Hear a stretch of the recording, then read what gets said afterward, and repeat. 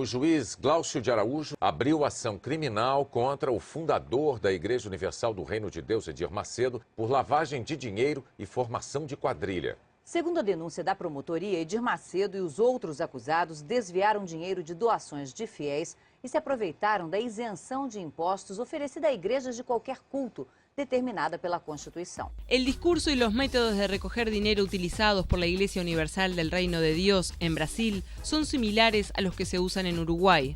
En Brasil los persigue la justicia y en Uruguay, ¿quién los controla? Lo que está pasando ahora es que hay un fenómeno casi empresarial de los cultos. Entonces, aquella exoneración impositiva que no quería ser un freno para la proliferación de un culto, ya que en Uruguay todos los cultos son bienvenidos, lo que se está convirtiendo es para algunos en una ventaja para el desarrollo de un joint venture, o sea, de una empresa traída desde el extranjero, como puede ser estas iglesias de Dios es Amor y todo lo demás que están siendo investigadas en Brasil, las que se puede suponer que aprovechan la exención impositiva para desarrollar otro tipo de actividades. ¿Y quién controla eso? Porque nadie sabe realmente si compran el Mercedes o pagan la luz. Sí, tal vez sea producto de mi ignorancia, pero en principio le digo que nadie controla eso. Aunque supone que nadie controla eso, Fagundes dijo tener una expectativa. Las investigaciones que se abran en cada país van a ser aprovechadas seguramente por las direcciones impositivas de cada lugar para montar sus propias denuncias y hacer sus propias investigaciones. ¿Nadie controla eso? ¿La DGI investiga este tipo de grupos? Hablamos telefónicamente con el director de Impositiva, Nelson Hernández, para ver si era cierta la suposición del abogado Fagundes. Los espacios que contratan es para el culto. O sea, y pagan impuestos cuando compran, o sea, le pagan a la radio o al canal, le pagan. O sea, lo que no pagan son los impuestos de ellos. O sea, en las compras pagan impuestos. Pero los impuestos que grabarían la actividad solo lo pagan si esa actividad no está vinculada con el culto. Y la DGI, por ejemplo, tampoco investiga, por ejemplo, que el pastor X, como se llame cada uno de esos pastores, no compre propiedades o cosas así que pueda hacer con fondos de... O sea, si alguno de ellos, a título personal, compra bienes y no puede justificar de dónde sacó el dinero, digamos, ahí presumiríamos de que lo hace de su carácter de, como la única actividad conocida, la de pastor de la iglesia, lo haría en carácter de remuneración, ¿no? Y entonces ahí sí estaría grabado. Claro, pero si lo compra a título personal, ¿quién controla de dónde sacó el dinero?